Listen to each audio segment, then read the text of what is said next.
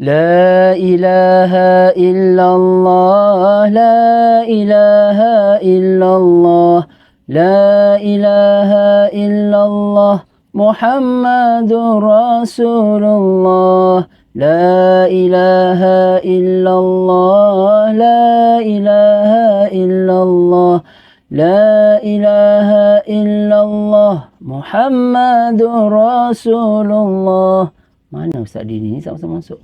La ilaha illallah, la ilaha illallah, la ilaha illallah, Muhammadur Rasulullah. Ya Allah. Assalamualaikum Tuan Imam. Apa khabar? Khabar ya waras? Waras Ustaz. Alhamdulillah. Syukur alhamdulillah. Wis orang cetuk Ustaz. Yo. Wis kangen lu karo Ustaz ni. Orang mangan, orang ngombe.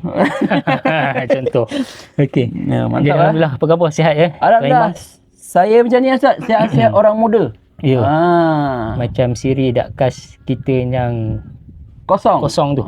Sihat-sihat orang muda. Saya dah jelaskan dah. Sihat-sihat orang muda. Maksudnya dalam keadaan yang seadanya lah. Seadanya. Boleh makan, boleh minum. Ya, betul Ustaz.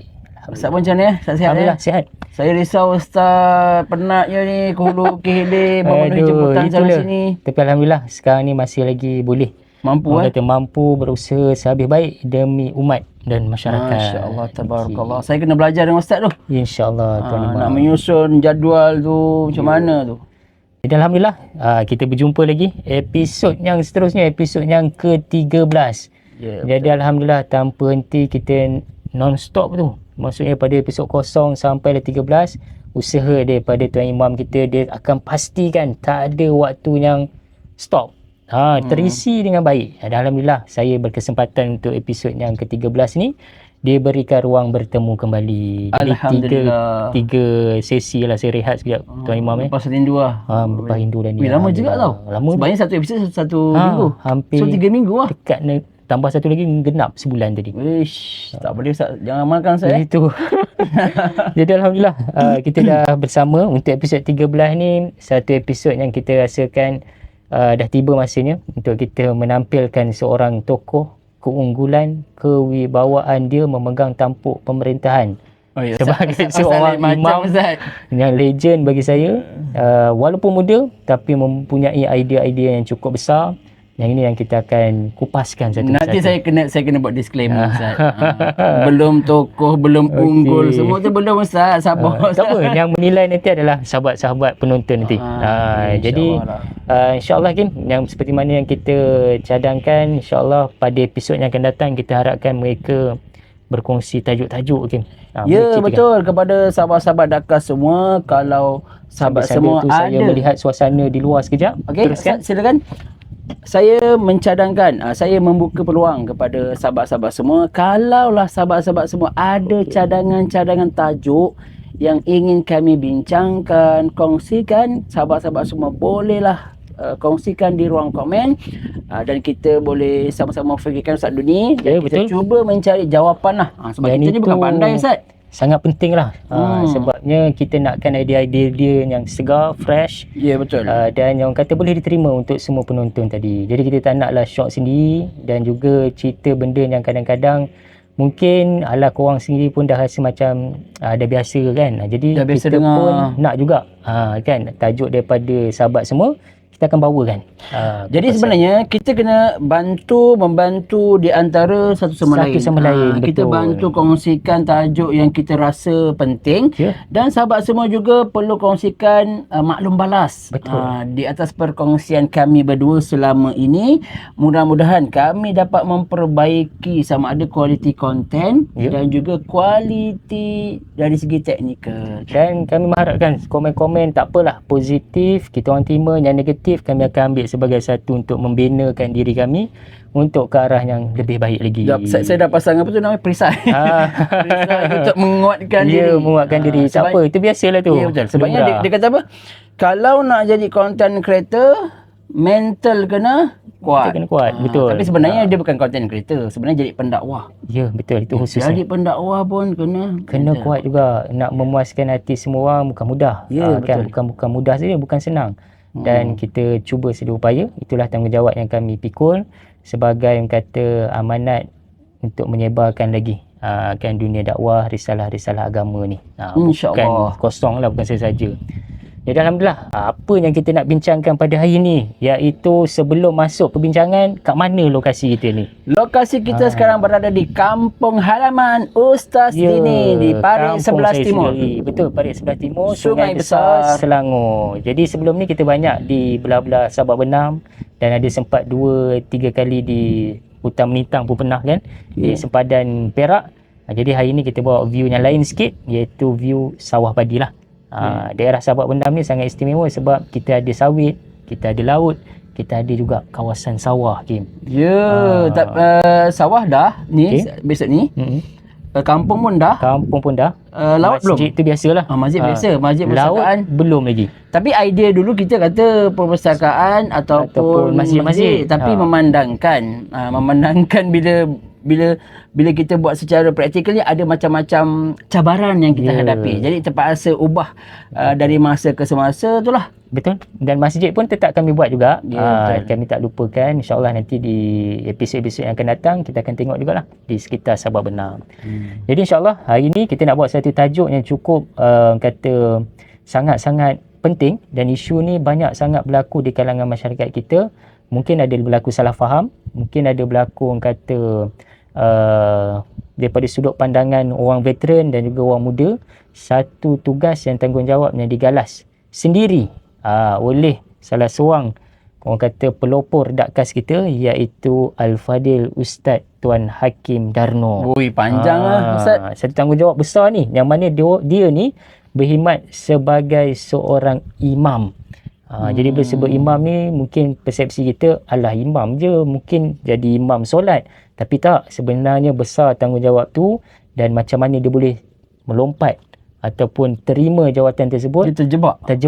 Kan, itu yang kita nak tengok. Jadi sebelum kita mula, kita kena kenal dulu siapakah susuk tubuh yang digelar sebagai Imam Hakim ni tadi. Jadi saya nak minta Ustaz cerita sikit latar belakang keluarga.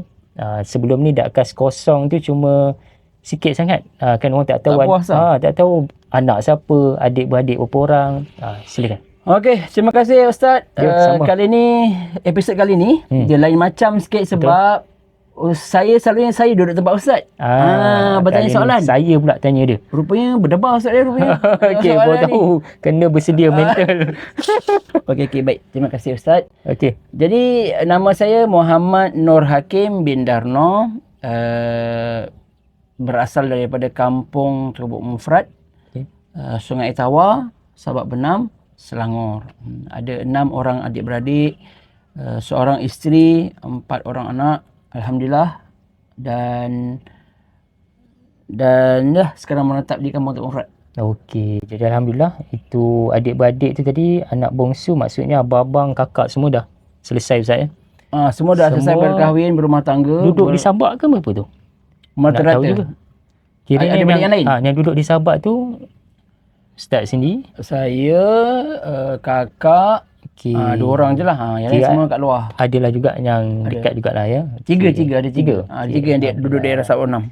Jadi Ustaz isteri seorang, anak 4 orang, alhamdulillah. Dan akan bertambah lagi lah. Bertambah sambung di syurga. Di syurga. Maksudnya tak ada orang kata target, orang kata nak sampai ke 5, 6, 7, 8. Berdasarkan masyarakat agung kami berdua. Sampai situ je Ustaz. InsyaAllah lah. Maksudnya memang tak nak dah. InsyaAllah kalau ada rezeki. Berdasarkan masyarakat agung tu Ustaz. Dia mesyuarat boleh berubah. Boleh berubah. Wallah alam. Kalau berubah tu wallah alam. Kita anggap rezeki lah Ustaz. Rezeki. Tapi kalau ikut keputusan masyarakat tu memang 4. Memang 4. Dia asalnya 6. Tapi bila mengira faktor-faktor luaran dalaman semua, kita memutuskan untuk sambung lagi 2 di syurga. Tapi sebenarnya kat syurga tak ada had pun Ustaz. Ya betul. Jadi kita dah tahu dah itu latar belakang dia, mak ayah dia. Jadi mak ayah dah meninggal Ustaz ya? Ya. Tinggal lagi mak, dan sekarang ni mengambil tugas tanggungjawab jaga mak di rumah. Di rumah pusaka tu tadi. Jadi alhamdulillah satu pengorbanan yang cukup besar menjaga orang tua, dan semoga diberikan rezeki yang berparuah lah kepada Tuan Imam Hakim kita. Jadi itu keluarga. Pendidikan macam mana Ustaz? Orang nak tahu juga. Pendidikan Pendidikan Tabika Kamu Tok Mufrad. Okey. Kemudian sekolah rendah Sekolah Kebangsaan Tebuk Jawa. Okey. Kemudian sekolah agama Sekolah rendah Tebuk Mufrad. Sekolah rendah agama Tebuk Mufrad. Okey. Darjah 1 sampai darjah 6 lah. Semua dekat situ. Okey, naik sekolah menengah? Naik sekolah menengah saya pergi jauh sikit. Sekolah Agama Menengah Tinggi Sultan Salahuddin Abdul Aziz Shah Batu 38. Daripada tingkatan 1 hingga tingkatan 6. Sampai 6 atas kan? 6 bawah, 6 atas semua saya tapau. Jadi 7 tahun. Dan untuk makluman semua, sekolah Batu 38 ni satu sekolah yang sangat-sangat, kalau orang yang belajar agama tu, diorang nak sangat masuk tu lah. Daripada 7 sekolah agama, itu paling elit lah. Ya. Kan paling elit, Kim. Ya. Orang kata, dulu sebab situlah ada STAM, situlah ada STP. Jadi inilah satu figura tokoh kelahiran sekolah tersebut. Kan, yang orang kata memang selayaknya lah. Tak adalah Ustaz. Boleh Ustaz ya? Ustaz jangan ikut. Okey, jadi Alhamdulillah. Lepas pada tu, Ustaz sambung mana pula Ustaz? Saya sambung ke KUIS.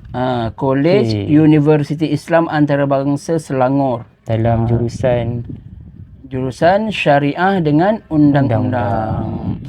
Sekarang UIS lah. Universiti Islam Selangor. Ikut boleh jadi hakim, boleh jadi hakim, boleh jadi peguam. Tapi itulah. Dulu pernah juga saya dah cerita dalam episod kosong. Cuma kita kupas sikit je. Cumanya beralih ke bidang halal. Halal ya. Okey, jadi bidang halal dan ambil pengalaman, peluang, dan akhirnya yang inilah yang akan kita kaitkan nanti. Beliau meninggalkan kerjaya tersebut untuk balik ke kampung. Apa sebab tu Zat? Balik ke kampung sebab apa? Dah okey dah tu, dah kerja tadi kan? Memang daripada perancangan asalnya memang nak jaga mak ayah. Tapi pada masa itu jaga mak ayah tu dengan cara kita bawa mak ayah daripada kampung bawa ke rumah kita. Okey, tapi masalah berlaku, dia bukanlah masalah, maksudnya cabaran yang anak-anak hadapi ialah apabila mak ayah duduk di rumah anak-anak di bandar. Mak ayah dia tak selesa dengan rumah kita. Sebab apa? Kebanyakannya rumah di bandar ni rumah taman kan. Jadi dia tak boleh menjalani kehidupan tu seperti di kampung. Nak tengok pokok-pokok bunga, nak tanam bunga ke, tanam pokok ke, nak keluar jalan-jalan. Jadi menyebabkan dia tak sukalah duduk bandar. Okey, baik. Jadi akhirnya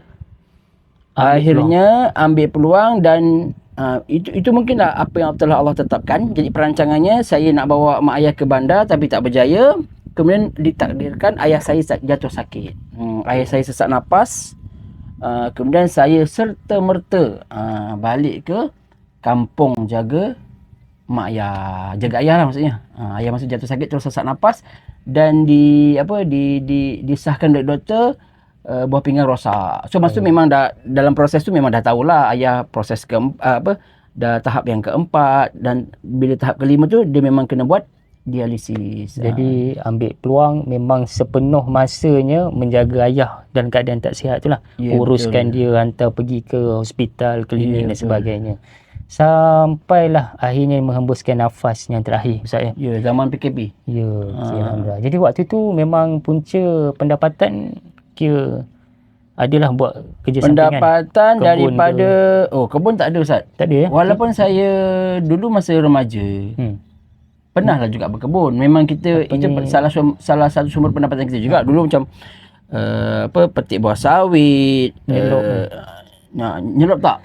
saya tak pandai. Ngutip pondel. Saya bawa sawit je, seorang sawit tu je. Okey, yang petik tu orang lain.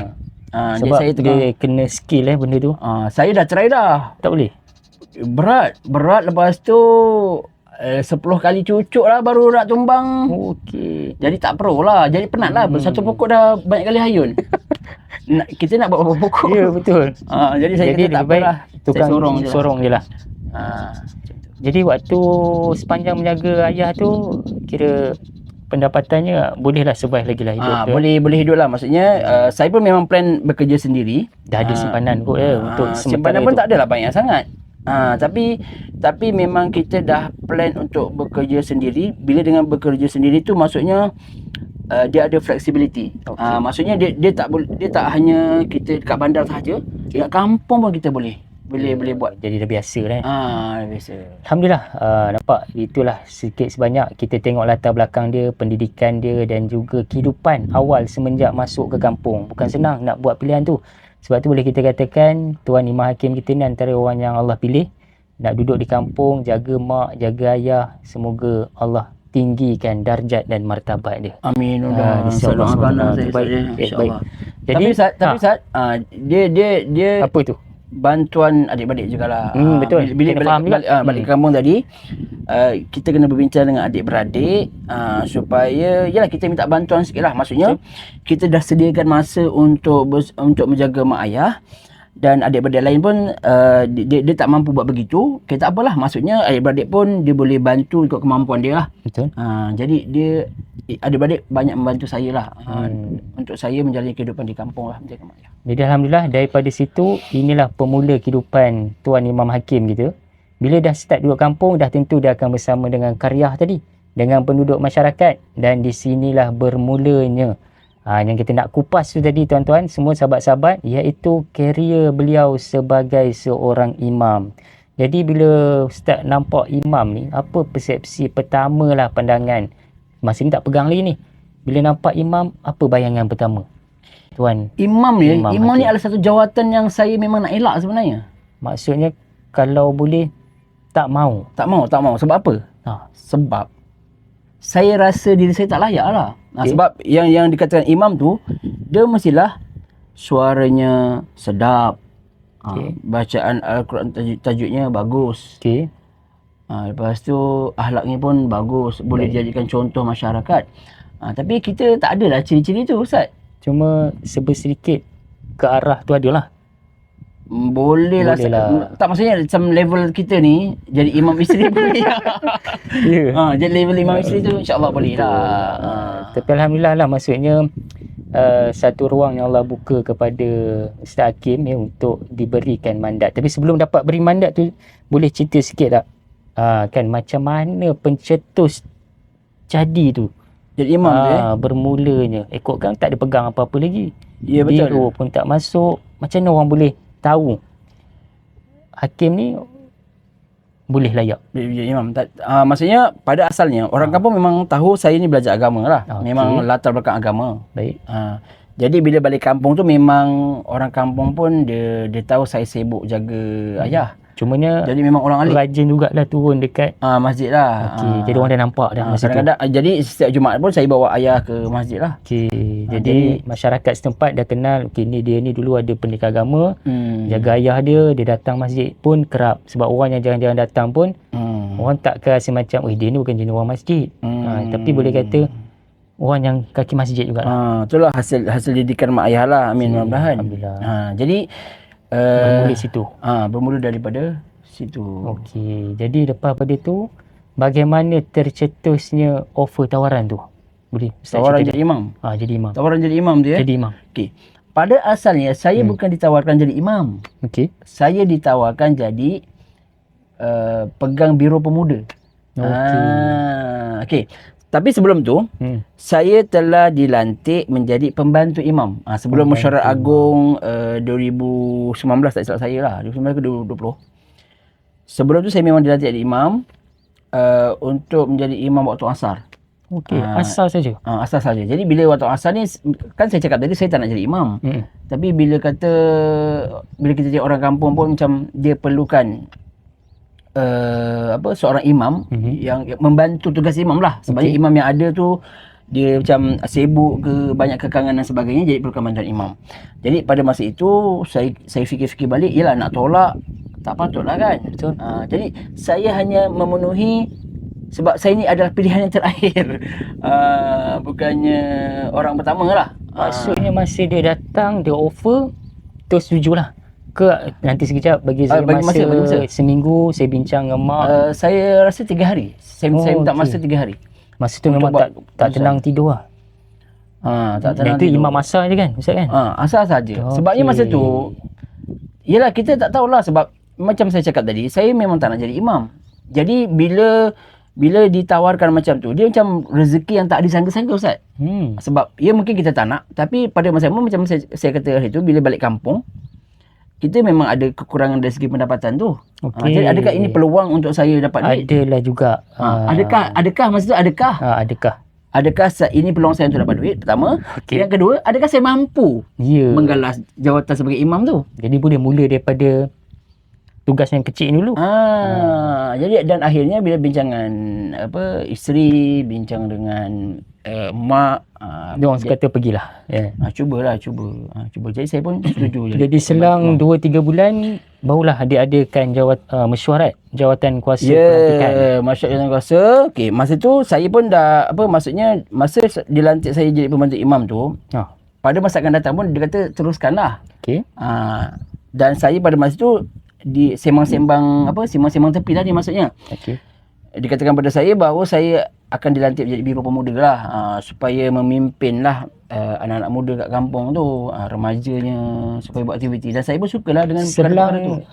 Jawatan pemuda kampung tadi dengan jadi imam tadi berapa lama sempat pegang jawatan kuasa Esko Pemuda? 3 bulan. Saya tak sempat jadi pegang pun. Oh, tak sempat. Dia cuma ura-ura nak nanti sembang. Kami nak lantik lah Hakim nanti jadi ni. Nanti standby lah. Kawan-kawanan. Hakim nanti Mesyuarat Agong kau jadi biro pemuda tau.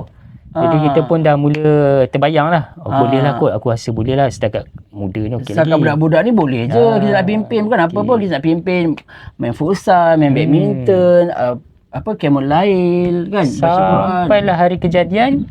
Yang ini yang kita nak mendebarkan ni. Sampailah Mesyuarat Agong. Mesyuarat Agong pada malam itu, yang sepatutnya saya dicadangkan sebagai biro pemuda masjid.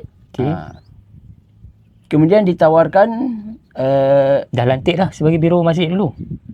Semua setuju? Tak. Belum lagi? Tak, sebabnya pemilihan jawatan tu dia daripada atas. Dia daripada Nazir, Timbalan Nazir, Imam satu, Imam 2. Dan bila dia sebut Imam 2, tiba-tiba nama tu terusul. Dia apa? Macam diorang dah berpakat. Dia cadangkan. Memang diorang dah ada macam perancangan dah ni. Mungkin pakatan tu berbeza-beza. Mungkin orang sini dia pakat macam ni, orang sana dia pakat macam Maksudnya masa Ustaz sendiri dalam mesyuarat tersebut, ada 2-3 nama ke yang disebut sebagai Imam 2 tu? Kalau calon imam tak ada. Oh, memang tak ada. Kita boleh katakan. Maksudnya geng sini dah plan saya jadi biro pemuda. Kita dah pada masa sama kita tak tahu plan di sini. Okey. Jadi pada asalnya yang dalam pemikiran semua orang pada masa tu ialah tak ada pun pertukaran imam. Maksudnya nak kekalkan je lah imam 1, Imam 2 ataupun paling kurang Imam 2 naik ke Imam 1. Sebab apa? Imam 1 tu dia masih muda lagi. Dan imam yang kedua tu dia dah agak sedikit berumur lah. Mungkin dia nak kurangkan sikit komitmen dia. Dia serahkan Imam 1 kepada imam yang kedua. Baik, faham. Tapi apa yang berlaku pada malam itu ialah Imam 1 tadi dia mencadangkan nama saya. Dan tiada bangkangan dan bantahan. Tak ada. Tapi macam saya rasa agak terpinga-pinga juga sebab dia lari daripada perancangan asal tadi tu. Tapi sebabnya bila nama disebut, apa reaksi masa tu? Reaksi saya masa tu. Biasa kan orang kata, kenapa pula saya? Sepatutnya tadi bincang lain kot lah. Ada polemik sikit. Proses membuat silakan. Sambil-sambil tu saya melihat suasana di luar sidang. Teruskan. Proses membuat keputusan tu saya dah lalui semasa mula-mula saya dilantik menjadi imam tambahan tadi. Jadi dia dah mudahkan saya untuk membuat keputusan yang kedua ni lah. Jadi macam dia lalui perkara yang sama. Maksudnya adakah ini peluang untuk saya mendapat pendapatan? Satu. Yang kedua, adakah saya mampu untuk menggalas jawatan imam ni? Dan akhirnya bila dah habis selesai mesyuarat, bersetujulah kiranya untuk memegang mandat sebagai imam yang kedua. Ya, bersetuju. Jadi bila begitu, macam mana dia punya perbezaan? Sebelum ni dah memang imam sampingan je. Sekarang bila dah pegang imam 2, ada beza tak Ustaz, dia punya perbezaan jawatan, kata beban tugas tu? Beban dah bertambah lah. Maksudnya beban dah bertambah. Satu, tapi pada masa pendapatan pun bertambah. Alhamdulillah. Sebabnya kalau imam tambahan tu hanya waktu asar sahaja. Ada juga diberikan sedikit ada sikit tips lah dan sebagainya. Tips. Kemudian bila jadi imam dua ni, imam tetap, dia memang ada peruntukan. Gaji ke allowance tak pasti lah, tapi allowance daripada Jaiz dan juga Jakir. Okay, Alhamdulillah. Jadi ada sikit kelegaan lah. Jadi fokusnya memang career ustaz benda tu memang imam je lah. Tak adalah orang kata sambil kerja, sambil jadi, yalah orang lain kadang-kadang sambil imam-imam lain ada pegang jawatan-jawatan cikgu lah sebagainya. Kerja utama. Tapi yang ini saya memang kerja sendirilah. Maksudnya istilah dia kerja sendiri. Okay. Saya memang buat kelas online, kelas tadabbur. Ada, saya buat buku sambil jadi imam. Buat buku sendiri dan juga buat buku ada ustaz. Saya ada tulis buku untuk seorang ustaz tu. Itu antara pendapatan saya lah masa tu. Jadi ditambah dengan imam. Pengalaman pertama sebagai seorang imam yang dah kira imam tetap lah ni, apa perasaan dan juga keadaan yang boleh kita kongsikan lah? Orang tak tahu ni. Perasaannya dia seronok lah. Seronok tu je sebab aku imam. Seronok macam contoh kita tak payah susah nak berebut jadi imam tu. Faham tak Ustaz? Maksudnya nak jadi imam lah, nak berebut. Okey, betul. Dia mula-mula memang dia perasaan dia, itu perasaan mula-mula bila belum jadi imam. Bila jadi imam, maksudnya bila kita dah jadi imam tu, dah melalui beberapa sebulan ke 2 bulan, kita rasa jadi imam ni dia tak susah lah maksudnya. Maksudnya pada masa itu hanya jaga waktu sembahyang je lah. Jaga waktu sembahyang, paling susah pun baca khutbah lah. Sebab kita tak pernah. Punca sebabnya kita tak pernah je. Jadi mandat tu dah dapat baca khutbah sekali, package sekali lah ya masa betul. jadi imam dua. Jadi imam, dia nanti jadi imam mesti baca khutbah. Ingatkan sekadar untuk solat full untuk sampai isyak. Tak ada. Khutbah imam satu. Ya, betul. Dapat. Jadi tu pun pengalaman tu. Pertama kali pegang kayu depan orang ramai, penuh. Boleh ceritakan? Memang goyang. Okey, dia kena ingat goyang maksudnya sambil berkhutbah sambil bergoyang. Tak ah. Goyang. Goyang juga. Goyang. Okey. Lutut tu macam dah tak ada lutut dah. Masya-Allah. Sebab saya memang, itulah, ayah saya ni memang jenis orang yang bercakap di hadapan orang. Okey. Tapi benda tu tak merupakan imam juga dah. Ada imam dan juga dia guru lah. Jadi maksudnya dia memang bercakap ke depan orang ramai lah. Dan dia juga jadi pemimpin dekat kampung lah. Jadi maksudnya dengan harapan perkara tu mengalirlah sedikit pada saya. Tapi tak rupanya. Maksudnya kita tak kata warisan tu dah ada. Orang kata boleh lah sebab Ustaz Hakim memang ayah dia seorang pemimpin. Jadi warisan kepimpinan tu dah ada pada. Boleh bercakap ke, boleh jadi imam ke, boleh baca khutbah ke. Tak semestinya macam tu. Tak semestinya. Okey. Sebabnya saya melalui proses tu, latihan. Iaitu apa? Saya memang menggigil kali pertama tu. Okey. Menggigil. Masa jadi waktu imam solat asar menggigil. Kali pertama lah. Maksudnya bila dah seminggu tu dah okey.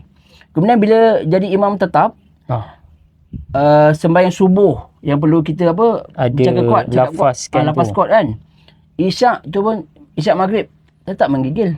Minggu pertama boleh katakan kita simpulkan minggu pertama kedua tu je lah. Naik minggu ketiga keempat dah boleh. Bila dah biasa tu dia dah okey lah. Dan sekarang dah boleh lah nak jadi imam masjid negara pun dah boleh lah. Janganlah macam tu. Maksudnya dah ada keyakinan. Masih berdebar. Maksudnya still berdebar lah. Maksudnya kalau ada tetamu luar nak datang pun, saya masih berdebar lah. Contoh macam menteri, ada item menteri turun. Macam mana tu? Kira itu saya serahkan pada imam lama. Itu bagi orang lama.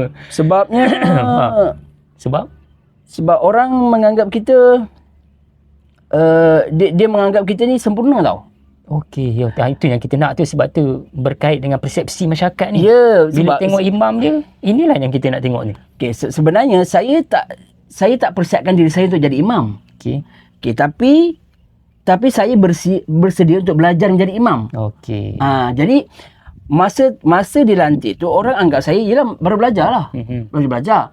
Dan takkanlah kita boleh jadi imam, sempurna jadi imam dalam keadaan dalam tempoh yang singkat. Betul. Proses belajar tu mesti ada. Ya, proses belajar maksudnya 1 tahun ke, 2 tahun ke, 3 tahun ke, bergantung kepada diri orang tu lah. Jadi mungkin bagi saya rasa saya lambat lah untuk mencapai atau menjadi imam yang sepatutnya. Dan tak mustahil 20 tahun akan datang kita akan dapati inilah figurah hebat, imam Tebuk Mufrad yang paling Paling kita apa masyhur. Tak ada lah Ustaz. Contohlah dengan sebab dia belajar tadi lah. Paling kurang insya-Allah lah untuk mengisi kekosongan Betul. kampung Tebuk Mufrad lah.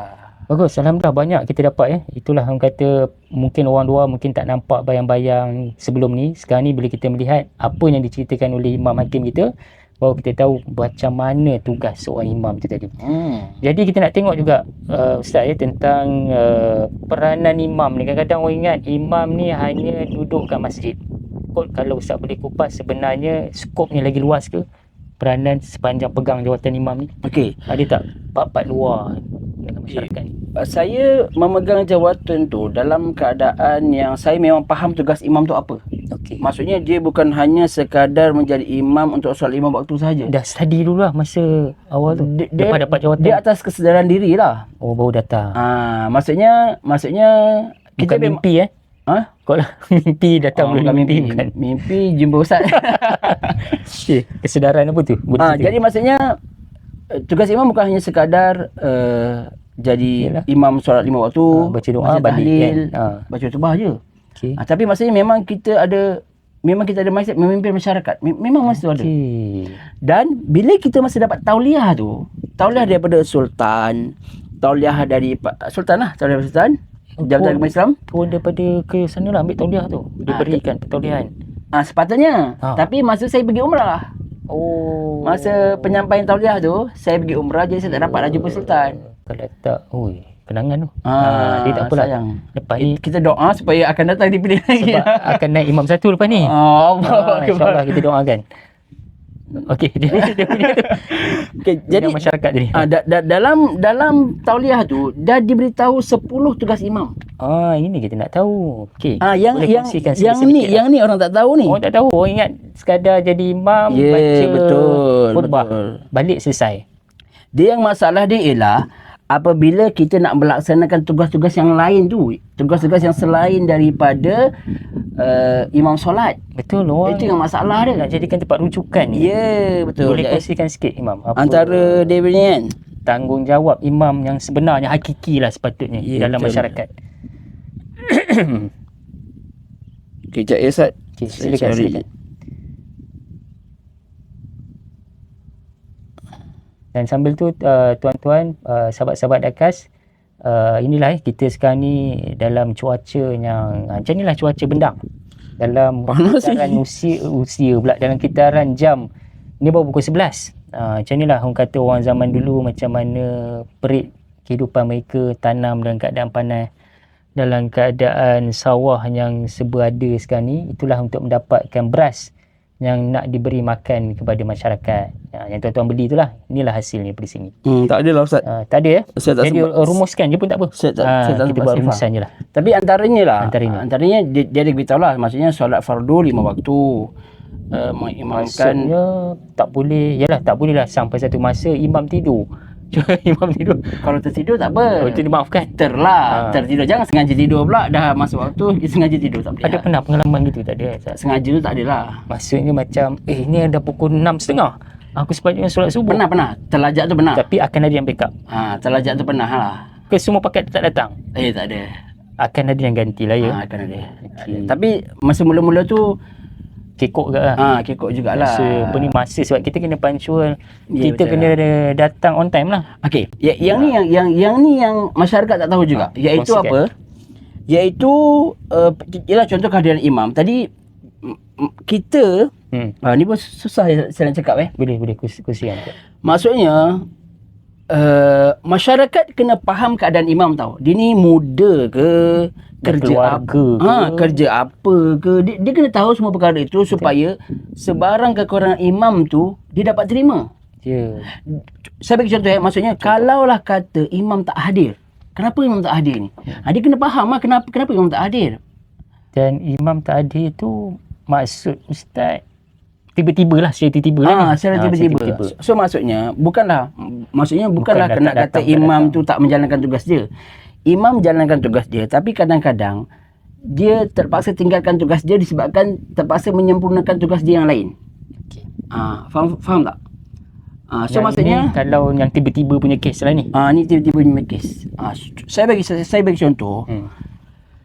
kita kena faham imam tu. Imam ni kita mengharapkan lah supaya kita beritahu ni supaya masyarakat faham lah kita. Imam ni imam muda. Dia ada anak kecil, ada anak besar, anak pergi sekolah, jaga mak lagi. Jaga mak, dan dia kerja sendiri. Betul. So semua ni survive. Contoh mereka mengharapkan kita faham bahawa setiap orang, bukan imam saja, setiap orang lelaki dia wajib sembahyang dekat masjid. Memang wajib. Betul. Okey. Tapi kadang-kadang imam kita ada tugas lain tadi. Imam pun manusia kan? Imam pun manusia. Jadi kadang-kadang ada waktu yang dia tak dapat hadir. Okay. Kebetulannya pula masyarakat nampak bahawa imam ni datang ke masjid masih dia bertugas sahaja. Ini banyak orang pertikaikan benda ni. Dia kata time dia bukan dia punya jadual, dia boleh pula tak datang. Jadi orang anggap macam imam ni satu tugas yang hanya untuk jawatan waktu dia punya jadual je. Hari lain dia tak boleh datang. Okey. Adakah benda tu betul ke ataupun sepatutnya? Kalau saya kalau tanya diri saya, kemungkinan untuk buat perkara tu ada. Okey. Kemungkinan untuk buat perkara tu ada. Maksudnya aku datang masa waktu aku tugas jadi imam je lah. Yang lain tak ada lah. Okey. Tapi pada masa sama, macam saya cakap tadi, saya kerja sendiri. Jadi bila bukan waktu saya bertugas, saya kena cari peluang-peluang lain. Jadi bila peluang-peluang lain ni, kadang-kadang kita terpaksa keluar daerah. Kemudian kita nak bila keluar daerah, kita kena susun masa untuk ambil anak kita pula. Jadi benda tu kelang kabut. Ya.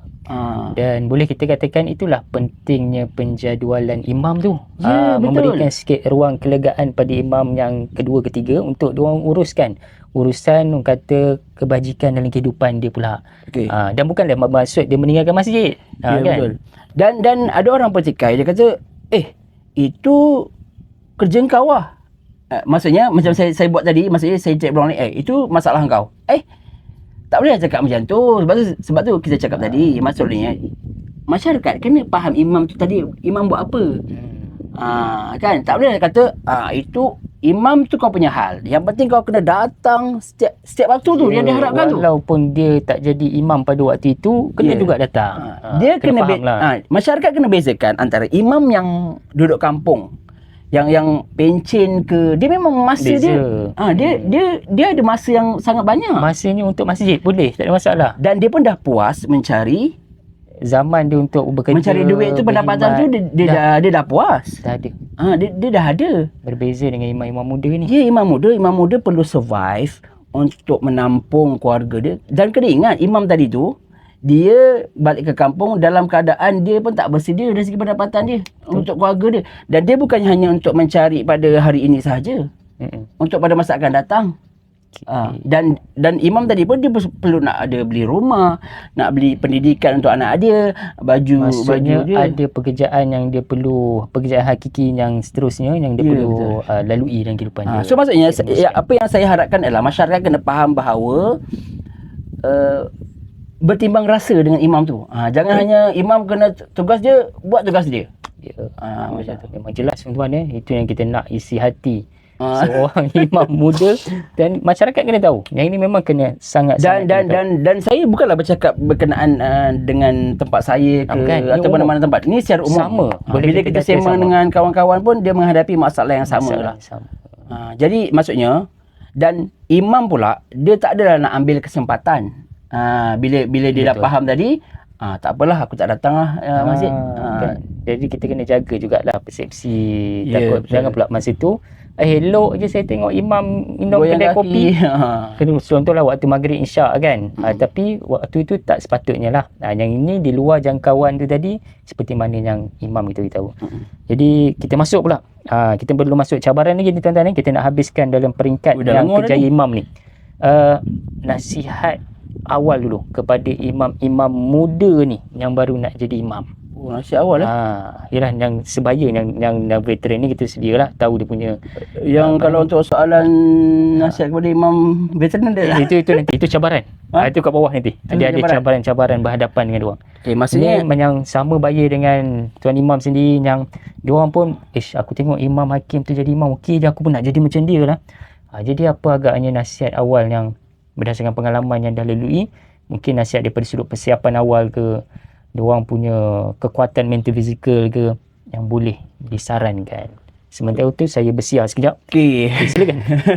Okey, pada pendapat saya, kalau untuk imam muda lah, dan maksud saya bukanlah ada pengalaman banyak sangat pun. Saya ada pengalaman yang sedikit sahaja yang boleh untuk sama-sama saya utarakan dan kita buat bincang bersama-sama lah.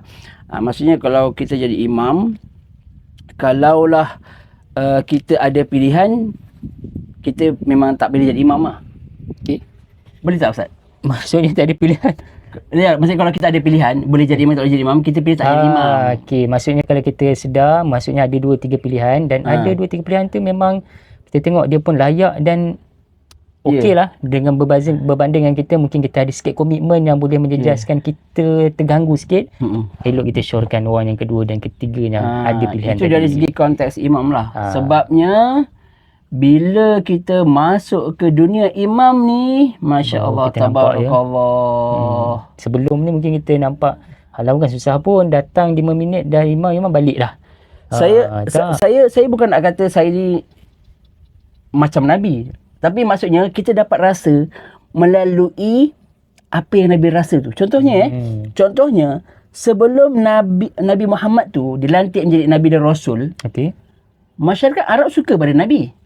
Sebelum tu lagi kan, dia suka kan, tak ada isu sikit pun, tak ada isu. Malah digelar Al-Amin, orang semua percaya pada dia. Apa-apa yang last kali nak letak Hajar Aswad kan, Hajar Aswad tu pun itulah orang pertama yang masuk. Nabi juga, bila tengok Nabi, dah confirm lah orang yang memang boleh kami percaya. Ya, betul. Tak ada musuh. Tak ada musuh. Tapi bila Nabi sampaikan Al-Quran, Nabi sampaikan wahyu, masyarakat masa tu dah lupa dah.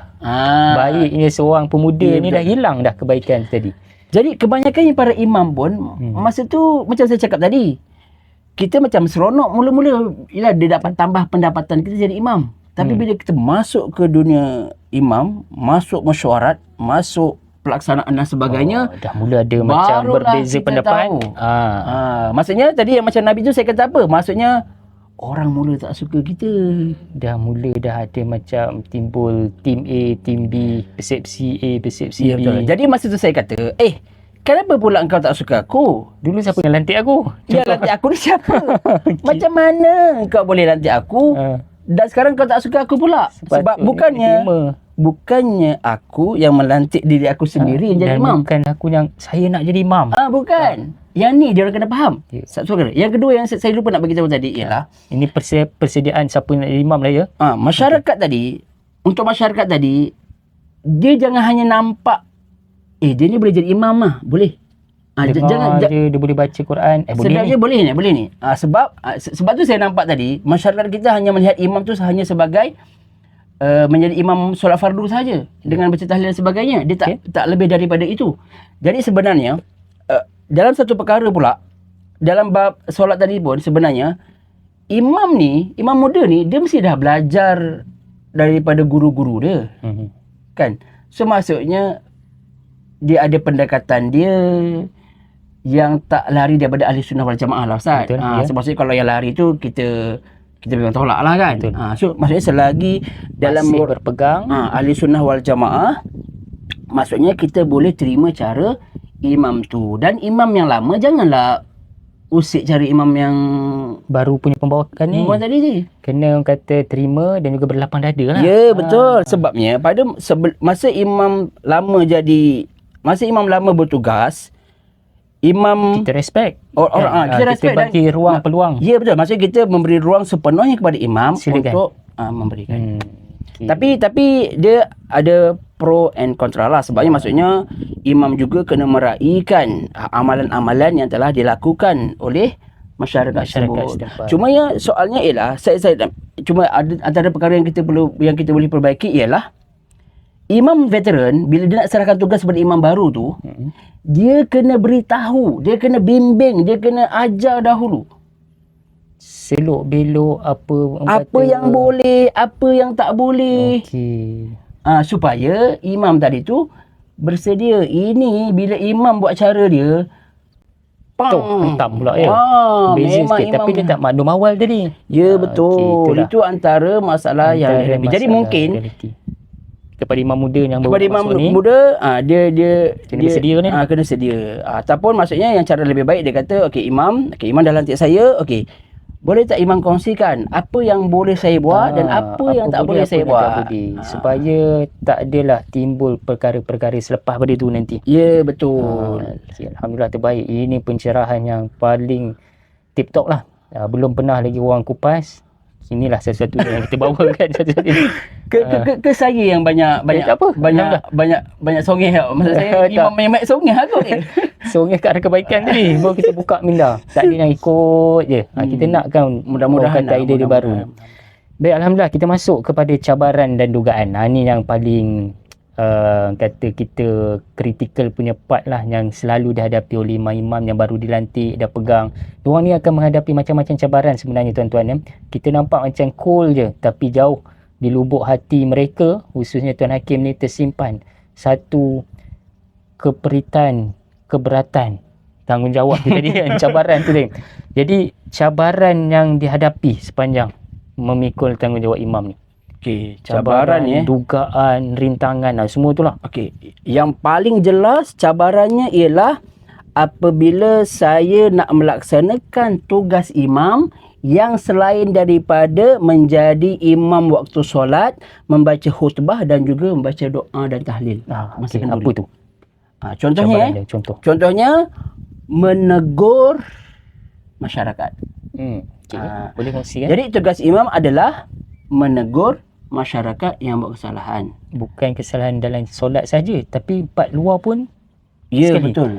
Tapi yang berlaku sekarang, Ustaz, terbalik. Masyarakat tegur imam. Ini pelik ni. Saya pun ini satu perkara 360 darjah. Saya pun tepuk kepala, Ustaz. Lain macam pula. Seolah-olah nak supaya imam ikut cara kami. Padahal imam bawa orang kata cara agama tu tadi. Maksudnya dia tak keluar lah ahli sunnah wal jamaah tadi tu. Tapi dia tegur. Boleh kongsikan apa benda tu, contoh-contohnya tu? Contohnya, sebab tu saya terangkan awal-awal bahawa kita menghormati setiap imam yang ada. Tak kira tua ke muda. Dan kita menghormati setiap kemampuan imam masing-masing. Dan kita berharap supaya orang pun menghormati kemampuan dan kelebihan yang kita ada. Jadi dengan harapan pada masa itu, yang terutamanya ialah, ini bukan kesalahan yang bukan kita tegakkan benang basah. Contoh kalau saya salah baca Al-Fatihah. Kalau salah, tu memang kena betulkan lah. Ya, boleh. Tak ada masalah. Kan, tak ada masalah. Hak dia. Itu memang hak dia. Tegur kita. Dan kita kena terima. Berbetulkan. Kan? Salah. Okey, tapi ini yang maksudnya benda yang betul tapi nak disampaikan cara yang berbeza. Contohnya baca khutbah. Okey, baca khutbah. Kalau imam lama, biasanya kita bukan salahkan imam lama.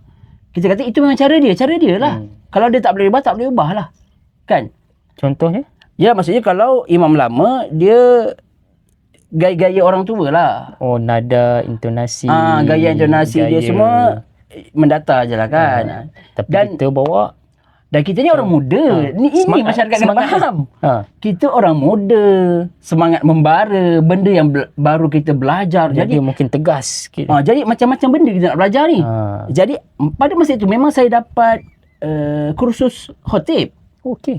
Kursus baca khutbah tu. Baca khutbah tu memang kita ni digalakkan untuk mempelbagaikan intonasi kita. Jadi ada bahasa, ada laras kita. Ya, tinggi, rendah, keras, marah, senyum, sedih. Supaya boleh menarik perhatian ni yang mendengar ni. Walaupun sebenarnya tak adalah kita kata 100% berjaya. Bukan kata wajib macam tu kan. Tapi macam saya cakap tadi, kita imam muda, imam baru. Jadi kita pun semangat mencuba pelbagai pendekatan tu tinggi. Jadi kita pun buatlah. Kita cuba perhatikan ilmu yang kita dapat. Hasilnya apa yang berlaku? Hasil kita kena hentam balik. Maksudnya yang hentam tu adakah dari kalangan jemaah lah. Jawatan kuasa tidaklah ya. Dia ada. Yalah, ada jugalah umumnya ada lah. Secara umumnya ada. Secara umumnya ada tentang berjemaah. Maksudnya dia beritahu apa? Maksudnya Ustaz, imam tak boleh buat suara tinggi suara rendah ni. Buat biasa je. Saya kata macam mana pula. Dan bila dapat satu orang kata teguran macam tu, reaksi saya memang tak puas hati. Terus ni lah beritahu kenapa pula tak boleh. Saya tak beritahu lah. Tapi saya kata saya tak puas hati. Tak puas dalam hati. Oh, okey. Reaksi daripada fizikal je lah. Saya tak adalah puas hati. kita lontaran dengan ni, berbincang. Bukan begini, ini cara kami. Cara yang disampaikan. Sebab saya melihat masyarakat dia tak cuba nak memahami posisi kita. Dia cuba nak menarik kita supaya ngikut gaya mereka. Jadi boleh saya katakan Ustaz Hakim pada masa tu hanya terima je lah. Tak apalah aku. Okey. Jadi maksudnya bila kena macam tu, dia nak tak boleh pula. Jadi ini yang saya kata, mula-mula kita macam suka. Tapi kita jadi tak suka pula sebab setiap perbuatan kita, setiap pembaharuan ataupun setiap pendekatan baru yang kita nak buat akan dikritik. Okey. Jadi lepas pada tu Imam Hakim terus down. Tak ada macam aku nak tunjuk juga ini sebenarnya cara. Tak, saya terus tak down. Boleh. Maksudnya akur lah. Ya, akur. Sebabnya dia akan mengakibatkan kesan yang lebih tak baik ke lepas tu? Ya, betul. Maksudnya dari segi orang akan terus mengkritik ahli jawatan kuasa masjid. Sampai satu tahap menggugurkan tu belum lagi ya? Tak. Dia tak. Jadi bagi saya dia tak harmoni. Dia jadi tak harmoni lah. Jadi macam saya cakap, okey tak apalah, tak apa. Kat situ dah nampak bibit awal lah. Tu dah nampak bibit awal. So maksudnya okey, tak boleh Jadi yang saya tak faham ni masyarakat bahawa benda yang maksudnya benda yang kalau kita tak biasa buat, bukan bermakna kita tak boleh buat. Betul. Faham tak? Itu yang kata biasakan yang betul. Jadi maksudnya yelah, nanti kalau kita cakap orang kampung marah. Tapi bila kita ajak orang kampung belajar, suruh datang kuliah, suruh belajar tambah ilmu agama, masyarakat tak nak datang. Jadi mereka ni pantang nampak yang beza sikit, dia mula tak selesa, dia mula kata tak boleh. Kita nak mengubah tradisi lah pula. Ya, betul. Itu antara cabaran ya. Jadi ada tak berlaku sepanjang imam berhadapan tu pertembungan antara kita panggil secara umumnya kaum tua dan kaum muda? Nampak jurang dia pertembungan. Bila dia orang muda dia cantas, bila idea orang yang veteran dia okey, yang ini kita nak ikan sepanjang ni lah terlibat dalam mesyuarat jawatan kuasa semua tu. Okey, itu antara cabaran yang hebat jugalah. Okey, antara yang saya paling ketekilan saya bagi tahu perkara ni bukan berlaku hanya di tempat saya. Banyak tempat lain ni pun. Semuanya benda ni berlaku. Cumanya luah tak luah je lah. Betul. Tapi luah tu bukannya nak memburukkan sesiapa. Kita perbaiki. Ya, maksudnya untuk kita perbaiki dan juga sama-sama mendengar untuk kita tingkatkan lagi kualiti kita sebagai orang Islam. Dalam Malaysia ni apa yang kita nak perjuangkan? Agama kita lah. Betul. Agama kita macam mana kita nak perjuangkan? Masjid kita. Kita kena imarahkan masjid. Jadi soalannya apa tadi? Lupa. Pertembungan antara kaum muda dan kaum tua. Okey. Pertama sekali, maksudnya yang saya paling tak faham adalah masyarakat bila imam bukan buat kemungkaran Imam hanya buat lain daripada biasa saja. Masyarakat hentam kau. Memang hentam kau. Masyarakat tu kebanyakannya veteran lah. Saya tak tahu. Takkan orang muda pun terlibat kan? Wallahualam. Tapi dia masyarakat setempat lah. Maksudnya dia menjadi, boleh kata saya tak kata tak nak perubahan ke sebenarnya? Saya tak katalah mereka hentam, tapi menjadi bualan. Bualan ke sana sehingga sampai ke saya dan saya rasa macam tak selesa lah. Dia tak selesa. Rasa macam kita ni rasa bersalah pula. Dan macam saya cakap tadi, dia bukannya kemungkaran. Dia hanya kelainan. Ya. Itu pun tangkap. Okey. Tapi apabila imam menegur kemungkaran masyarakat, ajak ke masjid, jom pergi kuliah, tak nak datang contoh. Okey. Menegur dulu. Menegur kesalahan masyarakat. Memang jelas-jelas masyarakat. Ini bukannya khilaf lagi dah. Okey. Memang betul-betul kemungkaran. Salah sebenarnya. Memang salah. Dari segi undang-undang salah, dari segi agama pun salah. Kita nak betulkan. Yang inilah yang dihentam juga pada orang yang menegur. Ya, betul. Sebenarnya bila saya mula menyuarakan kesalahan inilah, teguran benda inilah, saya mula tak disukai oleh dia dah jadi satu masyarakat. Poin dah.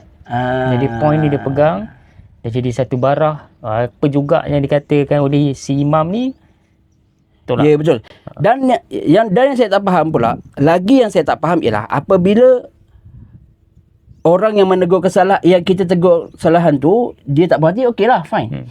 Tapi orang yang di sekelilingnya tu, Orang yang di sekeliling tu seolah-olah macam tak tahu nak bezakan yang mana kita patut sokong. Adakah disebabkan orang yang tegur tu berpengaruh barangkali? Ada kemungkinan. Tapi maksudnya saya agak kecewa lah apabila masyarakat tak mampu nak membezakan yang mana kita patut sokong dan mana yang kita tak patut sokong.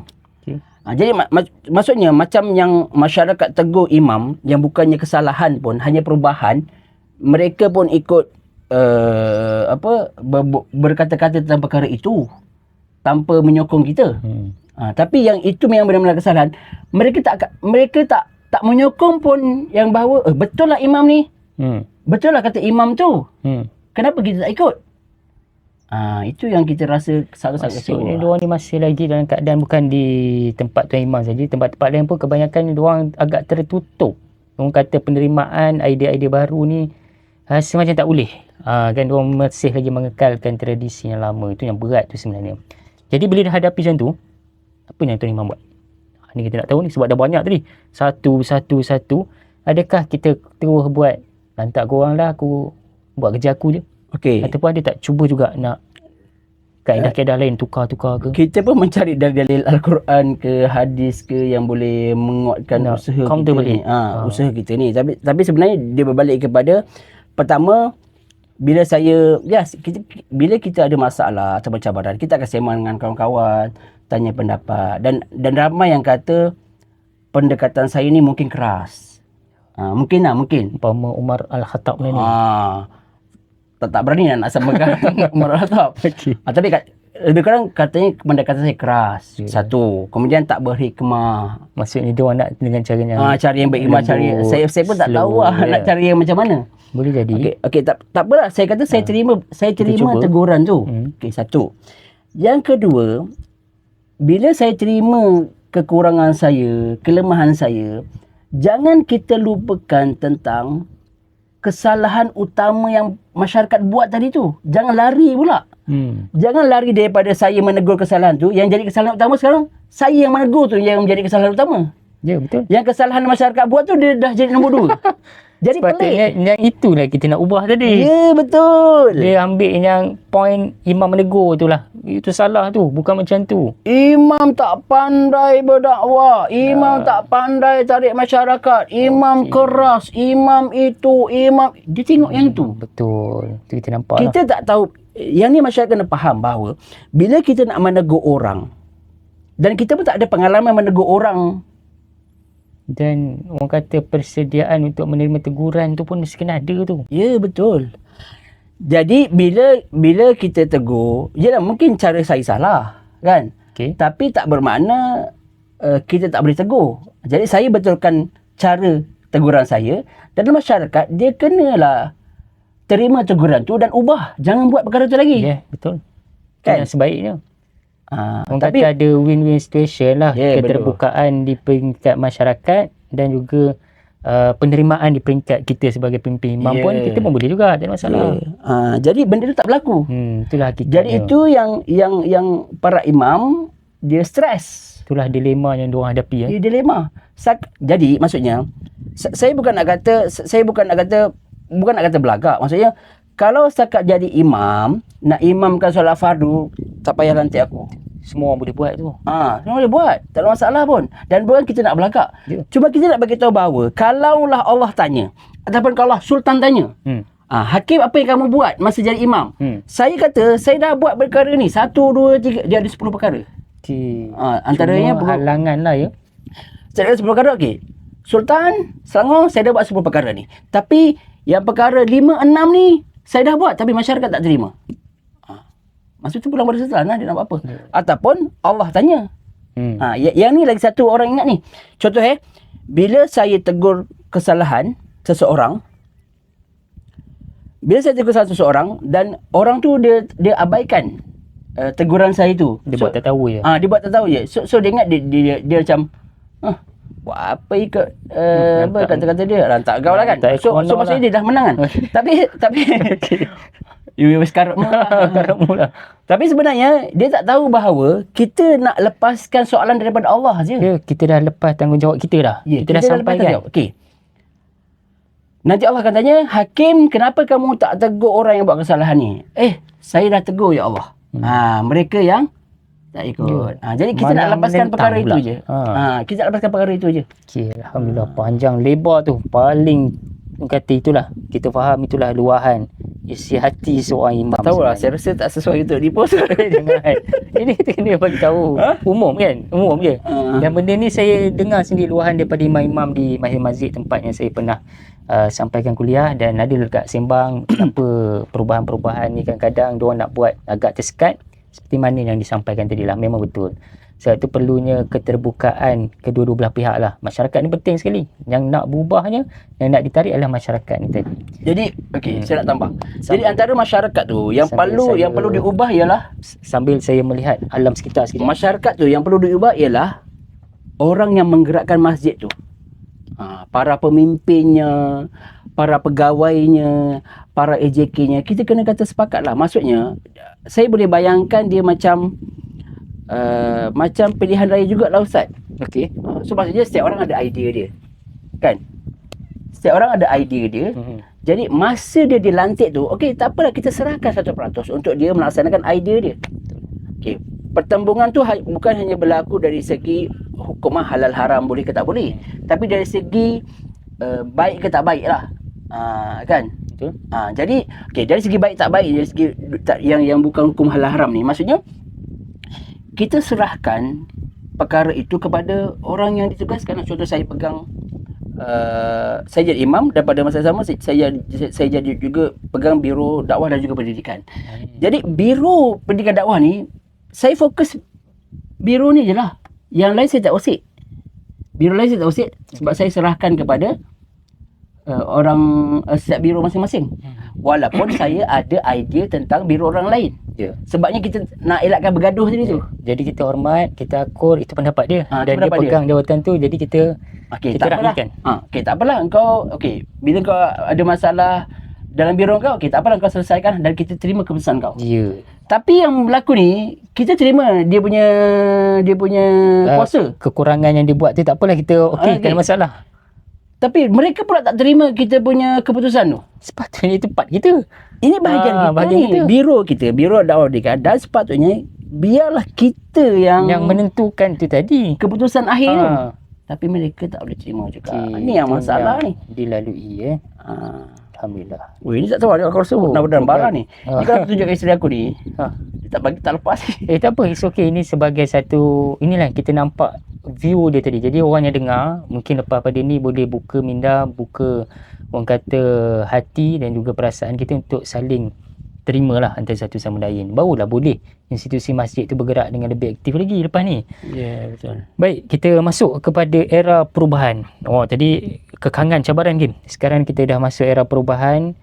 Apa dia idea-idea Tuan Imam yang Tuan Imam nak bawa yang masih lagi tak tersekat ni tadi? Banyak kalau kita orang muda ni, orang veteran mungkin kita faham lah.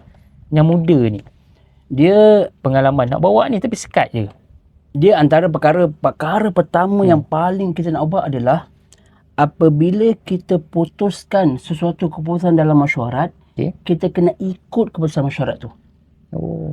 Maksudnya kalau kita tak puas hati pun, kita tak puas hati dalam mesyuarat tu. Kalau nak gaduh waktu mesyuarat tu gaduh. Dia gaduh dalam mesyuarat. Gaduh idea lah, bukannya gaduh tak profesional macam budak-budak kan. Betul. Lepas pada tu jangan bunyi-bunyi lagi. Dah tu jangan bunyi. Itu perkara pertama lah perubahan yang saya buat. Maksudnya kalaulah kita berjaya ikut seperti apa yang telah ditetapkan oleh masyarakat, tak cerita belakang ni. Tak cerita belakang. Dia yang masalah ni bila cerita belakang. Betul. Masa dalam masyarakat kita nak cakap senyap je, muka macam tak puas hati pun kita pun tak tahulah kan. Tak tahu dia setuju ke tak setuju ke. Lepas dah mesyuarat, dah buat event mula komen satu. Masalahnya dia buat mesyuarat lain. Ni banyak berlaku game. Ini bukan dekat satu tempat je, 2-3 tempat banyak macam ni. Jadi bila dia buat mesyuarat lain, orang yang tak datang mesyuarat pun dengar. Dan start lah protes dan juga persepsi. Saya sampai tahap datang rumah tu, Ustaz. Jadi sangat-sangat tak profesional. Sepatutnya kalau tak ni, bincangkan dalam mesyuarat tu tadi. Ya, betul. Sepatutnya. Jadi saya ni, tu antaranya. Ini dah jadi budaya lah. Dah jadi budaya.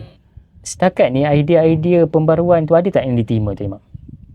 Kan kita orang muda ni biasa Saya dah tegaskan lah. Saya dah tegaskan balik. Sepatutnya kalau bagi orang muda, nak tarik orang muda, mungkin ada idea dia tapi dicantas. Maksudnya saya pun dah fikir akan datang. Maksudnya kalaulah memang tak suka cara saya akan berundur. Saya tak nak berat-beratkan atau memburuk-burukkan keadaan. Sebab saya hanya melaksanakan tugas yang telah diberikan. Tapi kalau nak saya menyumbang juga tenaga, idea dan kita boleh, macam saya cakap tadi, boleh, saya masih boleh bersama, tapi hormati biro masing-masing tadi tu. Supaya kita boleh buat lah. Jadi apa gunanya kalau saya masih bersama, kalau apa yang saya buat tu disekat. Tangan diikat, kaki diikat, hanya diletakkan sebagai itu je jawatan tadi kan. Jadi tak boleh lah. Baik, penting tu. Lagi satu. Idea tadi kan? Itu yang penting. Idea dia ialah apabila masyarakat kita hanya menfokuskan pembangunan dari segi fizikal. Dan ada setengah tempat yang aku tengok tu dia kata duit masjid hanya untuk masjid saja. Tak boleh buat benda ke lain. Ni orang lama dulu lah. Belum persepsi. Tu bila ada anak muda nak buat program yang melibatkan dengan orang-orang muda punya style, diorang tak bagi. Diorang sekat, diorang kata tak boleh. Kan benda-benda ni diorang kawal. Macam mana pengalaman sendiri? Ini memang ada lah. Memang ada. Maksudnya pembangunan yang dikatakan namanya pembangunan tu hanyalah pembangunan fizikal. Sedangkan pembangunan fizikal tu dah cukup. Jadi kita ibaratkan buat masjid cantik-cantik, tinggi-tinggi, besar-besar tapi tak ada orang datang. Jadi maksudnya, dan bukannya bila kita buat satu program dan orang akan datang terus. Dia berterusan. Pembangunan rohani tu dia perlu berterusan, perlu ambil masa setahun, 2 tahun, 3 tahun, malah 2-3 penggal barulah berjaya kita menarik. Menarik pembangunan rohani tu. Kalau pembangunan fizikal, contoh nak buat menara. Menara ni kalau 6 bulan siap-siap lah. Lepas pada tu hanya sekadar menara je lah. Orang tengok seronok cantik tapi orang nak datang tu belum tentu lagi. Kita bukannya memperlekehkan pembangunan dari segi fizikal. Bagus. Maksudnya kita pun, sebab tu saya cakap tadi, kita meraihkan lah. Tak apa, walaupun kita kata macam tak berapa penting je. Tak apalah buatlah. Buatlah. Kalau itu dengan cara yang part dia selesai kan. Tapi part kita bahagian pembangunan rohani ni, jangan usik. Jangan usik. Ibaratnya, contohlah katakanlah duit masjid 1 juta. Duit 1 juta, 500,000 buat untuk pembangunan fizikal. Pembangunan rohani kita nak buat berapa? Takkan 10,000 je. Takkan 20,000 je. At least bagilah dalam 2 atau 50 ke contoh lah kan. Kalau tak, sepatutnya di separuh-separuh lah. Katakan pembangunan fizikal 500,000, pembangunan rohani 500,000. Sepatutnya. Tapi tak apalah, katakanlah kita reserve lah sikit, simpan sikit. 200,000 pun boleh. Pun boleh, tak masalah. Pembangunan rohani. Pembangunan rohani ni paling kacau penting. Ada juga salah faham dalam masyarakat, dia ganggu juga ni tu. Jadi masalah. Okey, itu yang terdapat dia. Lagi satu cabaran yang saya nak kongsikan ialah para masyarakat ni dia hanya berani menegur budak-budak yang buat kesalahan je. Tapi apabila kawan-kawannya buat kesalahan, dia tak berani tegur. Contoh kanak-kanak, apa yang kita harapkan kanak-kanak? Dia faham peraturan. Walaupun kita dah bagi tahu diam, dia tetap akan main juga. Itu kata fitrah budak kan. Dan kita kena raikan lah. Okey. Orang dewasa ni bila dia nampak budak-budak main ni, dia marah betul-betul. Marah macam marah betul. Jangan Jadi budak pun takut. Okay. Tak berani dah. Ya betul. Tapi bila kawan dia buat kemungkaran, dia bukan tak tegur. Dia boleh relax lagi duduk sama dia. Join sekali. Walaupun dia tak isap rokok. Ni isap rokok, bagi tahu lah. Contohnya isap rokok. Ni nak bagi tahu para jemaah ni. Hisap rokok di dalam masjid, kawasan masjid, bukan dalam masjid, kawasan masjid pun adalah tak boleh. Dilarang. Dalam enaman saya rasa ada. Dalam enaman ada, dan dia adalah satu kesalahan jalan syariah. Cuma orang tak buat report je. Jadi kita tak nak sampai tahap macam tu. Katakanlah kalau kita buat report. Bila buat report, hubungan imam dan juga jemaah nanti dah tak baik. Setakat ni ada proses menegur tak, Kim? Kau ada cuba? Ada. Jadi gaduh pula ya? Okey, saya tak menegur secara personal. Tapi menegur dalam mesyuarat. Dalam khutbah? Khutbah tak lah. Khutbah hanya baca teks lah. Kita tak menegur, kita menegur ni lah. Tapi reaksi dia bila kita tegur lagi menambahkan barang sakit hati pada dia orang lah, pada kita lah. Jadi masa lepas ni saya memilih untuk diam sajalah. Okay. Sebabnya bila membuat teguran tu menyebabkan ketidakharmonian. Pelik kan? Pelik tak? Sepatutnya tegur tu yang bawa ke kebaikan kan? Itu saya tak faham. Terjadi ya. Jadi maksudnya yang saya tak faham tu adalah apabila masyarakat pun tak menyokong. Okay. Ataupun macam saya cakap, masyarakat memilih untuk diam. Saya tak berani saya tak berani lah nak menegur, nak menuduh masyarakat dia tak sokong ke, dia tak menyebelah pihak kita ke. Tapi saya rasa mungkin disebabkan pengaruh seseorang tu, dia menyebabkan dia orang lama kan. Nak jaga hati tu, nak jaga hati ini. Ni yang masalah ni kalau kita nak jaga hati sesiapa ni. Okay. Alhamdulillah jelas tu Kim. Jadi Kim, kita tengok masjid sekarang ni ramai kadang-kadang orang veteran je yang datang. Jadi pengalaman lah sepanjang bertugas ni, apa cabaran untuk menarik anak muda ni? Ditambah lagi dengan kekangan masyarakat punya persepsi tadi tu. Ada tak pengalaman nak cuba tarik? Tapi dah usaha dah, memang hampir berjaya. Tapi ada pula kekangan ataupun memang tak berjaya tarik. Susah tak nak tarik anak muda ni? Tak berjaya tarik. Memang susah Tak berjaya tarik sebab kita tak berjaya buat eksperimen pun. Nak cuba dulu paling tidak satu eksperimen pun. Dah buat satu dah, tapi kena hentam. Kita dah buat satu aktiviti. Contohlah, kita dah buat satu aktiviti. E-sport ke e-games ke. Tapi aktiviti kita tu dihentam. Mengatakan benda ni sampah lah. Tak boleh lah. Tak pula. Dah cuba dah. Nampak tak? Okey tak masa try yang first, yang pertama tu? Ke memang baru masuk mesyuarat reject terus? Yang dalam mesyuarat reject pun ada. Yang kita bila dah faham masing-masing tugas masing-masing, kita dah jalankan tugas ikut biro masing-masing pun ada. Still masih cakap belakang lagi. Okey. Jadi sedikitlah kata-kata daripada Tuan Imam, sepatutnya bagaimana yang nampak ni yang perlu kita buat untuk tarik anak muda dan supaya masyarakat buka sikit minda tu. Sepatutnya kita kena pelbagaikan program untuk anak-anak muda. Dan bila anak-anak muda ni, kita tak boleh tarik dia dengan kuliah maghrib, kuliah subuh, kelas Al-Quran. Yang itu dah macam common biasa dah kan. Zaman kita pun ditarik dengan keadaan macam tu. Jadi sekarang ni kita hidup di zaman gadget. Cepat tau budak-budak sekarang. Gadget. Jadi kita kena kreatif. Bila kita kena kreatif, kita kena buat macam-macam. Kita kena buat sukan. Sukan ni pun kita kena buat sukan fizikal ataupun sukan digital. Kita kena pelbagaikan aktiviti itu supaya tarik minat tu tadi. Dan kita kena ingat bahawa bukannya kita buat program sekali dan mereka terus datang. Dan jangan kata bila sekali buat tengok tak ada pun, tak jadi pun. Mana boleh kata macam tu. Kena berterusan. Dia kena berterusan dan dia kena berterusan, kemudian perbaiki lagi apa yang tak jadi kali pertama.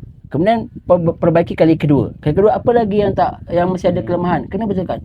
Tapi bila kali pertama tu dah disekat terus, macam mana kita nak buat eksperimen? Macam mana kita nak tambah baik? Alasan dia apa kadang tu? Alasan yang paling ketara ialah duit masjid hanya untuk guna masjid. Ini yang silap ni. Ini yang selalu sangat saya dengar. Diorang kata berpandangan persepsinya macam tu. Salah tu sebenarnya. Sebenarnya boleh diimarahkan lagi untuk tujuan-tujuan kebajikan masyarakat. Tarik anak muda tu tadi. Tak ada masalah pun. Sebab kita tak khususkan sumbangan masjid tu untuk masjid dia tak. Tapi untuk imarah. Bila sebut imarah, luas lagi skop dia. Yang itu maksudnya, yang itu kita kena dedahkan kepada masyarakat tentang memakmurkan masjid tu apa. Yang tu mungkinlah kena buat kuliah ke. Tapi itulah bila buat kuliah tak datang pula, macam mana? Suruh belajar sendiri, tak nak. Kena buat juga aktiviti macam tuition ke. Boleh lah kan kalau kita nak buat kan. Betul. Kerjasama tu penting tu. Ya betul. Tapi yang paling saya terkilat je lah, zaman Nabi ni, kita bawa imam ni macam pemimpin. So kena dengan soalan ni, iaitu peranan masjid zaman Rasulullah. Macam mana gambaran yang aku ambil sikit lah sebab tadi banyak sangat. Kalau nak bezalah dengan ni, yang Nabi bawa tu cantik dah. Macam ni Nabi boleh tarik anak muda, orang tua, semua boleh. Hebat tu. Maksudnya imam ni adalah pemimpin dari segala aspek kehidupan. Bukannya dia hanya menjadi imam kepada solat tu sahaja. Betul. Maksudnya yang paling saya terkiran ialah masyarakat ni bila dia nak Imam. Saya sambil masyarakat ni bila dia nak buat kenduri, dia bukan main lagi salam kita kuat-kuat, salam apa? Goyang kita betul-betul macam rapat sangat. Tapi bila habis saja kenduri, masyarakat mula pandang kita pun tak nak. Ini paling dahsyat lah saya kata. Oh, tak nak dah ya. Oi, selisih ni tak pandang. Oh, dah rasa Dahsyat macam benci sangat dah jadi. Aku dah tak perlukan imam ni. Sampai macam tu sekali. Saya pun pelik. Kenapa sampai macam tu sekali? Maksudnya dia hanya menggunakan imam tu hanya untuk kenduri, solat jemaah dan sebagainya. Selain daripada itu, imam ni tak ada apa-apa. Kata-kata imam ni dipandang sepi je. Dibakul saya mudah kata, dibakul sampahkan sahaja. Okay. Lagi-lagi imam muda. Kalau imam tua dia memang ambil peringatan jugalah. Kalau imam muda, lagilah dibakul sampahkannya sahaja. Allahu Akbar. Itu yang kita kena. Jadi macam kita tengok ni, kita masyarakat meletakkan imam ni serendah-rendahnya. Dahsyat. Okey, imam contohlah ada satu isu. Imam berikan tentang hukum boleh. Hukum orang yang masuk dalam masjid. Okey. Okey, imam dah bagi tahu dia ambil pendekatan tentang orang yang bukan Islam boleh masuk masjid, tak ada masalah. Okey. Dia pergi cari hukum yang kata tak boleh. Okey. Nampak tak? Dia cuba juga nak kata menidakkan dengan hujah dia pegang tak boleh juga. Dan dia mempengaruhi orang lain. Ya, dan orang lain pun beranggapan lah betul tak boleh. Imam ni salah. Nampak? Ini ada juga segelintir kumpulan masyarakat yang berfikiran macam tu, Kim. Ya, betul. Jadi elok dia je lah yang pegang. Tapi bila kita bagi dia tak nak. Elok yang ni sepatutnya kita tengok jadi imam. Tapi dia tahu pula tentang situ kan, dia tak mau. Tahu masa jadi imam tak boleh. Jadi imam tak boleh, baca doa tak boleh, talqin tak boleh. Tapi dia lah yang menokok tambah, menambah perasa-perasa tu tadi ikut cita rasa dia. Contoh lagi. Dan satu lagi ayat dia apa? Dia kata hearsay. Hearsay ni apa? Orang kata kan. Dia selalu kata bagi alasan orang kata. Dia tak berani kalau saya nak menegur tu, dia tak berani. Masyarakat ni. Betul. Saya nak tegur sikit lah ya. Boleh. Padahal orang kata tu diri dia. Itu antara teknik yang dia guna. Ada orang kata menyelamat play safe diri sebenarnya bila dia kata ada orang kata tu, sebenarnya ada kata daripada luar. Bila kata ada orang luar ni, maksudnya ada orang beri perhatian lah. Jadi maksudnya kita kena ubah lah. Kalau tak ubah, kalau orang-orang kita tak apa, tak ada masalah. Contoh dekat kubur dekat kubur saya, adat setengah tempat dia baca talqin, lepas talqin tahlil. Macam saya cakap tadi, kita ni orang muda, ada banyak kerja nak buat. Jadi kadang-kadang talqin tu kita ringkaskan dan tahlil tu kadang-kadang kita tinggalkan. Sebab yelah sebelum tu dah tahlil. Kan dah kat rumah dah tahlil. Lepas solat kadang-kadang ada imam buat tahlil. Jadi bila tak lepas talqin tu, kita tak payahlah, kita skip je lah. Kan maksudnya kalau keluarga nak buat silakan lah. Boleh. Kan? Jadi kita pun bukan sengaja, tapi skip. Kita skip sebab kita pun ada urusan lepas tu. Dah mula satu tanggapan. Ada orang kata Ustaz ni beraliran begini dan sebagainya. Jadi ni masalah ni. Betul. Alhamdulillah. Terbaik kan. Hampir sejam setengah dah kita bersama. Hampir. Ui, lama. Sikit lagi. Dan penutup. Jadi banyak sangat terima kasih banyak kepada Tuan Hakim kita, Tuan Imam. Banyak sangat dia bawa satu kupasan idea yang menarik kepada kita, khususnya kepada pengurusan masjid lah dan imam-imam dan juga masyarakat, untuk kita ada lakukan perubahan. Baru boleh jadi itu benda-benda yang ke arah kebaikan. Kalau tak, beginilah hakikatnya. Tersangkut je. Tersangkut.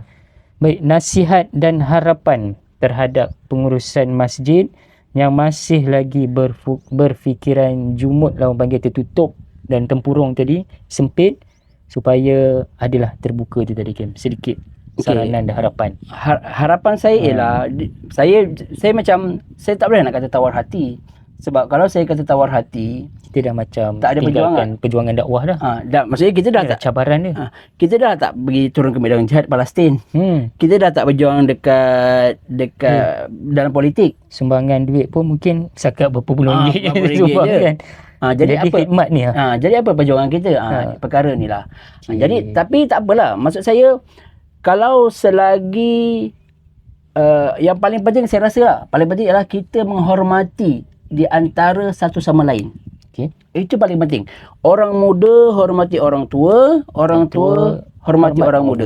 Orang jawatan hormati tak ada jawatan, orang tak ada jawatan hormati orang yang ada jawatan. Saling, orang kata, ada keterbukaan hati masing-masing, dan boleh terima nasihat dan boleh menasihati. Itu penting. Pertama, hormat. Yang kedua, beri ruang kepada orang yang dilantik untuk menjalankan tanggungjawab dia. Bagilah kebebasan tu dia. Bagi masa, bagi ruang. Kalau tak suka, tahun depan tak payah lantik. Tapi maksudnya kalau mereka perlukan khidmat kita, so kita alu-alukan saja. Betul. Okey, kemudian apa lagi ada point aku tertinggal. Kalau untuk yang veteran ke, orang lama ke, masyarakat setempat ke? Untuk masyarakat secara umumnya, dia kena membezakan. Yang ni pun kalau duduk diam saja pun tak jadi apa ni. Kena ada tindakan dekat tu. Maksudnya masyarakat ni, dia kenalah membezakan, dia kena berani. Berani menyokong kebenaran. Jangan masyarakat jangan berani menyokong orang yang majoriti walaupun perkara tu salah. Walaupun orang tu yang berpengaruh, orang lama yang orang kata, ya betul. Betul lagi kata orang ni, padahal salah tu. Kita tak berani nak orang kata menyebelahi orang imam, contohlah imam lah, yang dalam keadaan yang dalam landasan yang betul. Ya betul. Berani perubahan tu penting tu. Okey. Kemudian yang seterusnya ialah kita kena buang budaya berikan kerja kepada orang yang kita kenal, kepada orang yang memang betul-betul ada kemahiran. Maksudnya kalau kita nak betul-betul ada perubahan, ada kemajuan dalam sesuatu organisasi, masjid, kampung dan sebagainya, kita kena serahkan pada mereka yang ahlinya dalam perkara tersebut. Jangan kita dia ni pakar, tapi sebab kita tak ngam dengan dia, tak nak semua idea dia kita terima. Padahal berguna idea tu untuk perubahan. Ya betul. Itu yang berjanji masyarakat kita. Jadi sebenarnya banyaklah. Banyaklah, tapi itulah sahaja yang saya boleh kongsikan. Jadi yang penutupnya Kim, satu soalan, adakah akan kekal memegang jawatan imam ataupun akan melepaskan disebabkan cabaran, halangan yang kita dah dengar tadi sangat memilukan hatilah pada orang yang tak pegang tadi. Ini nak soalan yes or no ke subjektif? Boleh, subjektif pun boleh. Subjektif boleh. Saya rasa berhenti lah. Kenapa berhenti pula? Maksudnya surrender? Bukan. Walaupun tak ada berhenti untuk beri masa. Maksudnya kita nak tengok pula macam mana pula tampuk orang lain yang diangkat pula. Adakah sama? Beri masa berehat lah. Lepas tu baru masuk balik. Kita bukan nak tengok cara kita bila kita bentangkan idea kita gunakan jadi. Ataupun bila kita berundur, kita tengok masjid tak jadi kan. Bukan itu yang kita nak. Okey, sebenarnya macam ni. Idea dia ialah, sebenarnya saya lihat masyarakat kita ni mula dia hidup selesa. Tak ada orang buat apa-apa perubahan.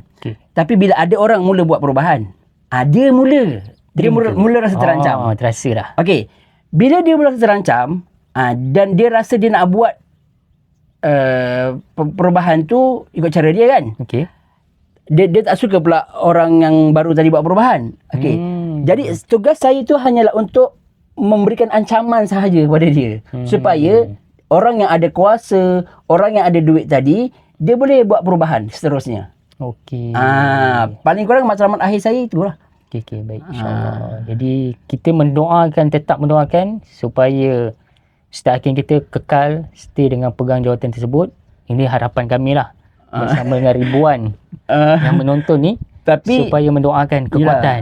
Tapi manalah tahu kan. Ya, insya-Allah. Tapi saya beritahu kepada sahabat semua bahawa pendapat saya tak semestinya betul.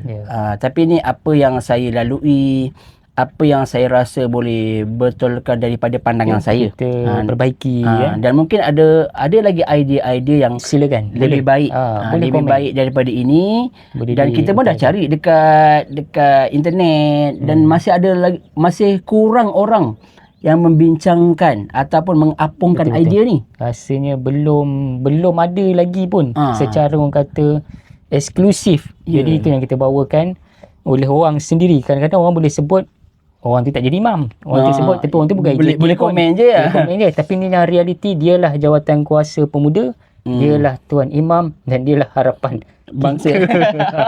Jadi alhamdulillah, terima kasih banyak kepada yang berbahagia Al-Fadil Ustaz Hakim, dan semoga apa yang dikongsikan menjadi satu titik pemula lah, kita panggil sebagai satu perubahan dalam masyarakat kita, bukan di masjid di kampung je, termasuk di masjid-masjid di bandar-bandar dan seluruh Malaysia.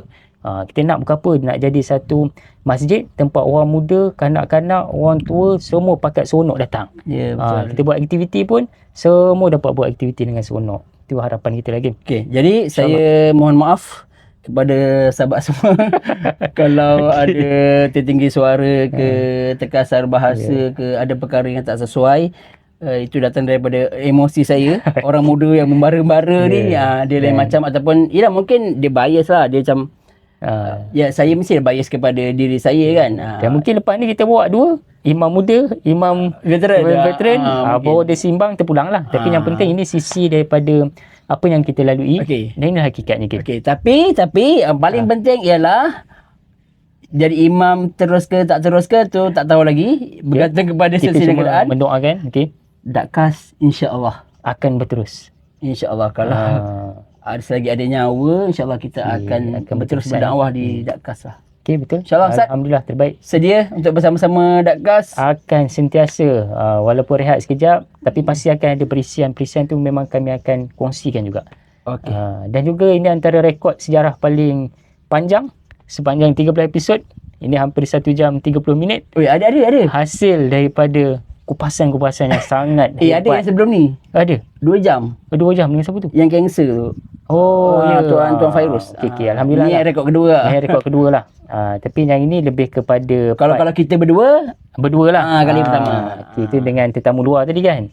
InsyaAllah. Jadi untuk episod yang akan datang, mungkin diorang boleh komen lah kot game kalau ada tajuk-tajuk komen, kongsikan. Kami sangat-sangat sangat-sangat terima dengan hati yang terbuka. Dan kita pun ada dengar guru-guru kita. Kan ada juga guru-guru yang berminat untuk bersama. Bukan minat bersama. Bukan bersama, maksudnya apa? Untuk berkongsi. Bukan. Macam mana? Ada guru-guru kita yang menonton Dakkas. Jadi kita terima kasih banyak kepada guru-guru kita, terutama di Sekolah Agama Menengah Tinggi Sultan Salman Malaysia. Kalau ada kesalahan, mintalah tegur kami. Dan kami pun akan insya-Allah, kalau ada ruang, kita kena jemput sekali lah. Kita kena jemput ustaz, pengalaman untuk kongsikan ilmu lah. Sudah pasti mereka adalah guru kita. Mereka ada lagi banyak ilmu, pengalaman yang perlu diketengahkan. Kita ni tak ada ilmu dan idea sangat sebenarnya. Dan sebabkan sebab mereka juga, kita berada lah. Betul. Di dalam Dakkas ni tadi. Terbaik game. Ustaz, penutup dia macam tak nak landing. Jadi alhamdulillah, terima kasih banyak semua. Kita jumpa lagi pada Dakkas episod yang seterusnya, dengan kupasan isu-isu yang lagi menarik. Dan tajuknya silakan bagi siapa-siapa yang nak bagi, dan kami akan pilih dan kita akan bawa lagi. Assalamualaikum warahmatullahi wabarakatuh. Baik, majulah imam untuk tebuk mufrad. Contoh.